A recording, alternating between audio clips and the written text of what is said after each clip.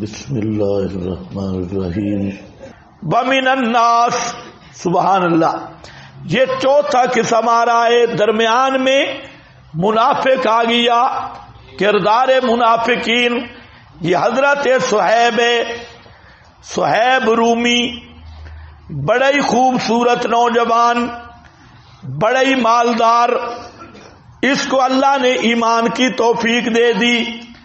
ایمان کے بعد ہجرت کرنی تھی، اور مکہ میں یہ سب سے بڑا مالدار تھا، حسین و جمیل بھی ہے، روم کے علاقے کا رہنے والا صہیب۔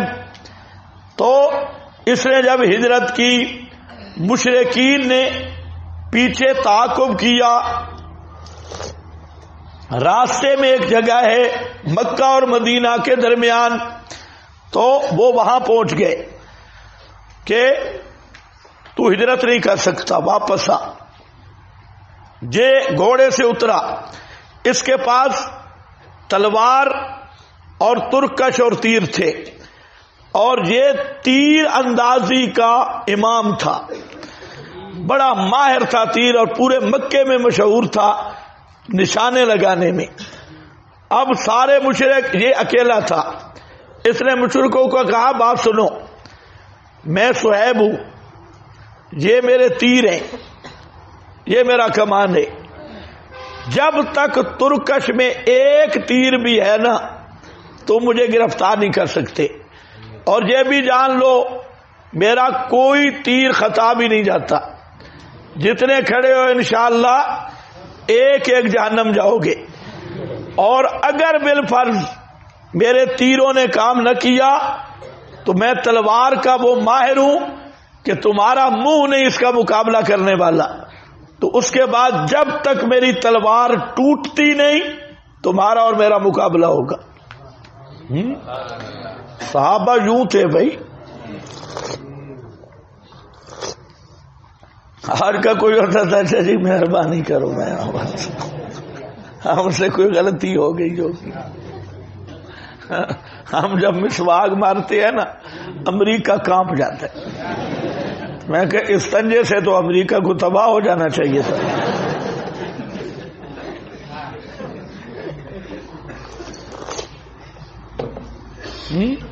پتہ ہے میں حیران ہوں بھائی یہ دین آیا کہاں سے، بالکل جس کا دین محمدی کے ساتھ تعلق ہی نہیں، متوازی دین۔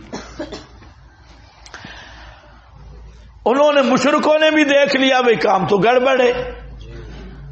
اب وہ انہوں نے کہا ایک بات سن لو، ان کا مقصد ہی یہ تھا کہ اگر چاہو تو میں تمہیں مال کا پتہ بتا دیتا ہوں، میرا مال کہاں رکھا ہے، وہ مال لے لو اور نہ مجھے تنگ کرو نہ خود خراب ہو۔ انہوں نے کہا ٹھیک ہے، ڈرے تو ویسے بھی تھے، انہوں نے بتایا میرا مال فلاں جگہ لے جاؤ۔ جب نبی کریم علیہ السلام کے پاس پہنچے اس واقعہ کے بعد تو آپ نے پوچھا صہیب کیا ہوا، اس نے پورا واقعہ بیان کیا۔ ابھی وہ بیان کر ہی رہا تھا کہ یہ آیات آئی، وَمِنَ النَّاسِ مَن يَشْرِي نَفْسَهُ، بعض لوگوں میں سے وہ ہیں کہ جو بیچ ڈالتے ہیں اپنی جان تک کو، ابتغاء مرضات اللہ، حاصل کرنے کے لیے اللہ کی رضا، واللہ رؤوف بالعباد، اور اللہ بڑی نرمی کرنے والا ہے بندوں کے ساتھ۔ تو اس آیت کا شان نزول تو یہی صہیب رومی اور اس طرح کے مہاجرین جنہوں نے اللہ کے لیے جان مال کی پرواہ نہیں کی، من یشری نفسہ ابتغاء مرضات اللہ واللہ رؤوف بالعباد۔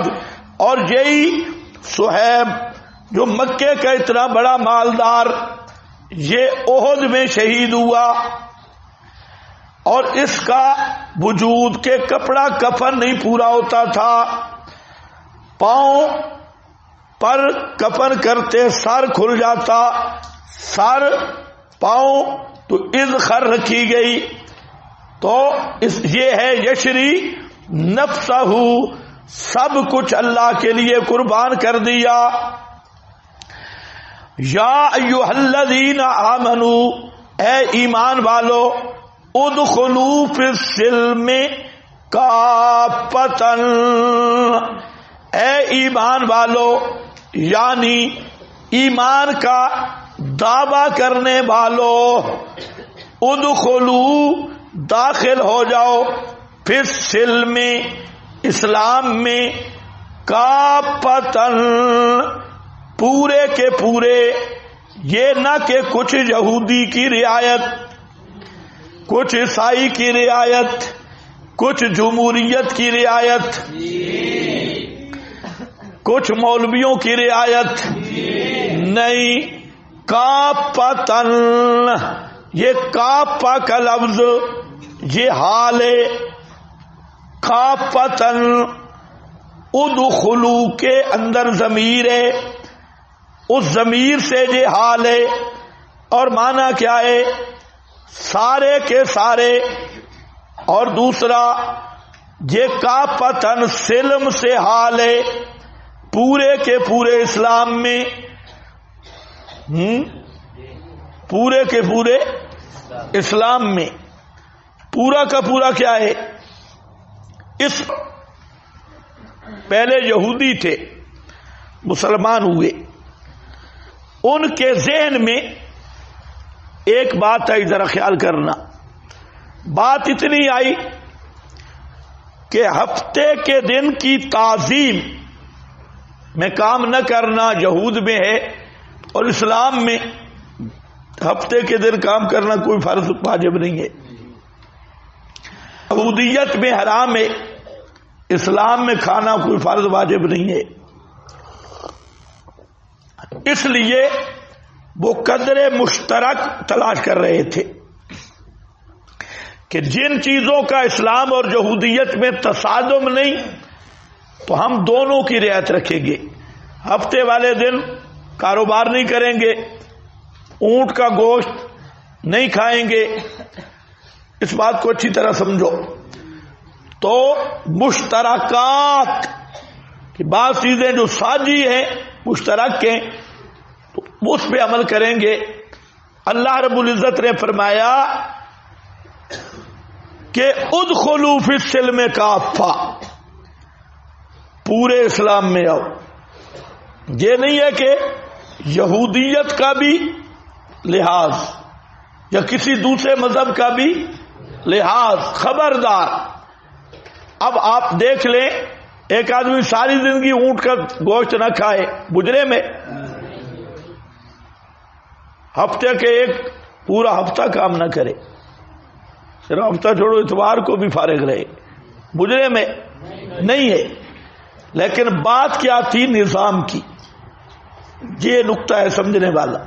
بات کس کی تھی؟ نظام محمدی کی بات تھی۔ ساری زندگی گوشت نہ کھائے کوئی پرواہ نہیں، ساری زندگی کام نہ کرے کوئی پرواہ نہیں، لیکن نظام محمدی کے مقابل نظام، حالانکہ وہ نظام بھی منزل من اللہ تھا اپنے وقت میں، آج وہ منسوخ ہو گیا، اس کی تھوڑی سی رعایت رکھنا، اللہ نے فتویٰ لگایا تو مسلمان ہی نہیں ہو، تھوڑی سی رعایت۔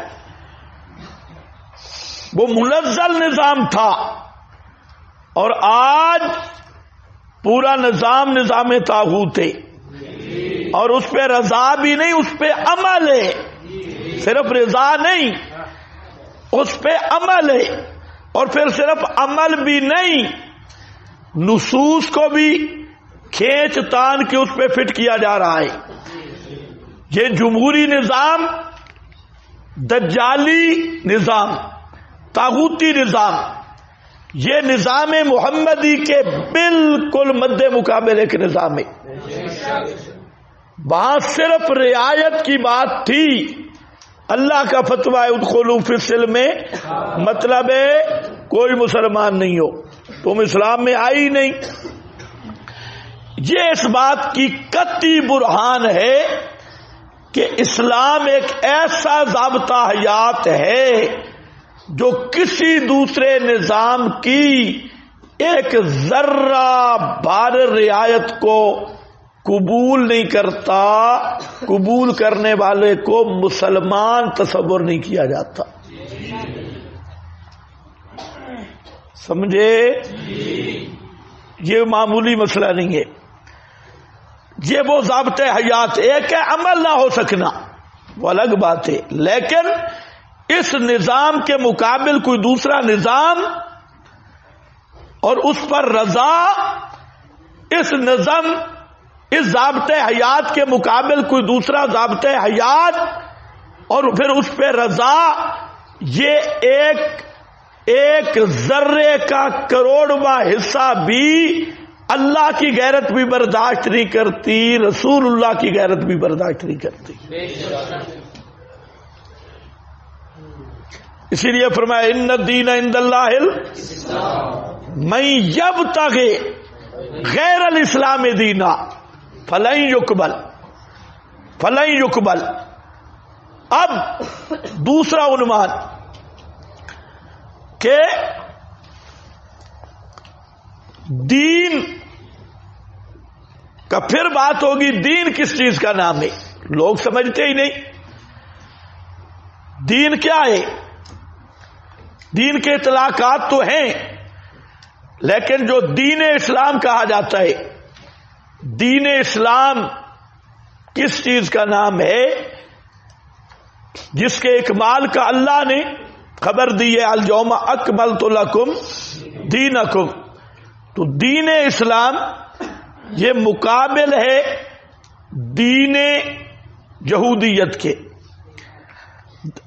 دین نصرانیت کے.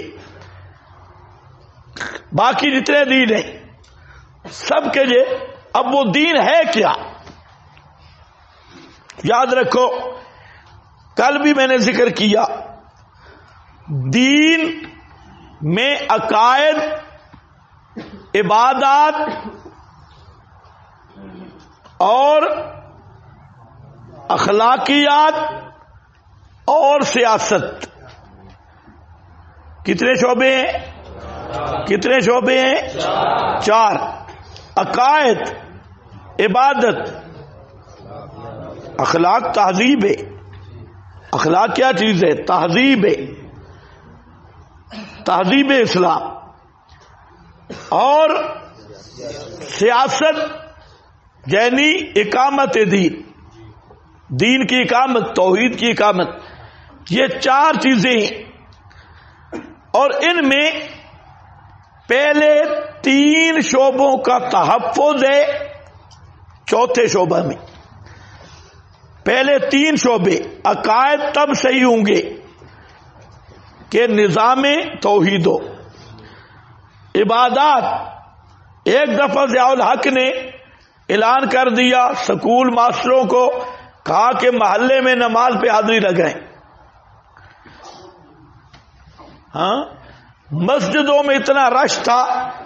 ہمارا ایک رشتہ دار تھا، وہ کبھی نماز کے قریب نہیں جاتا تھا بالکل، لیکن وہ 5 نمازوں میں رہتے ہی مسجد میں اس نے رہنا شروع کر دیا، کیونکہ ضیاء الحق کا ڈنڈا تھا. تو اخلاق، یہ 3 شعبوں کا قیام ہوتا ہے کس کے ساتھ؟ چوتھے کے ساتھ. اور وہ بولو جلدی. اچھا، اب ذرا دیکھو، پورا اسلام اس میں سیاست نہیں؟ ہاں، پورے اسلام میں سیاست نہیں ہے، پورے اسلام میں تہذیب نہیں ہے. آج دیکھ لو، مجموعی طور پہ امت، اس پہ کفار کی تہذیب غالب ہے.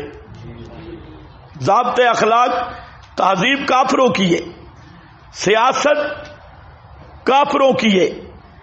تو ایک آدمی انگریزی طاغوتی نظام کو حق سمجھ رہا ہے، استحصالی ظالمانہ جمہوری نظام کو، تو وہ پورا اسلام میں داخل ہو گئی ہے.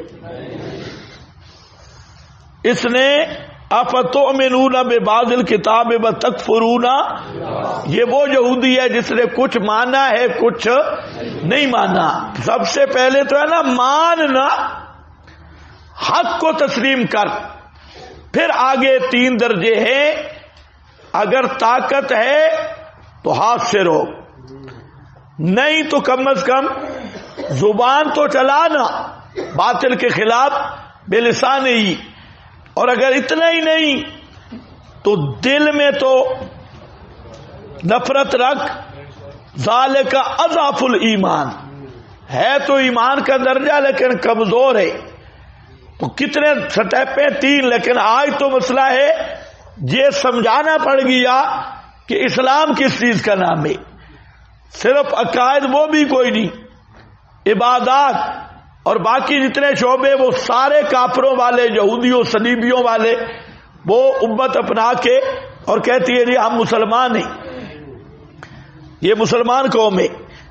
ادخلوا فی السلم کافہ، پورے کے پورے داخل ہو، آدھا تیتر آدھا بٹیر نہ بنو، کچھ اسلام کی کچھ یہودیت کی، کچھ اسلام کی کچھ طاغوت کی، نہیں کافتن۔ اس لیے جو نظام محمدی کے مقابل کوئی نظام مانتا ہے وہ مسلمان نہیں ہے، اس کا دین اسلام نہیں ہے۔ وہ قبر حشر میں نہیں کہہ سکتا دینی الاسلام، وہ کہے گا دینی الجمہوریہ یا دینی الفضل الرحمان، اسلام نہیں کہہ سکتا۔ کافتن بلا تتبعوا، مت پیروی کرو شیطان کے خیالات کی، اس کے قدموں کی، انہ لکم عدو مبین، بے شک وہ شیطان واسطے تمہارے دشمن ہے، مبین ظاہر بظاہر کھلا دشمن۔ تو یہ اسلام میں ملاوٹ کرنا شیطان کا اغوا ہے، اس سے بچ کے رہو۔ اگر تم ہٹ گئے من بعد ما جاءتکم، بعد اس کے کہ آ پہنچا تمہارے پاس البینات، روشن دلائل، اگر تم ہٹ گئے تو سخت سزا ملے گی۔ فَاعْلَمُوا، جان لو بے شک اللہ پاک عزیز غالب ہے، حکمت والا۔ اگلی آیت تھوڑی مشکل ہے خیال کرنا۔ حَلْ يَنظُرُونَ،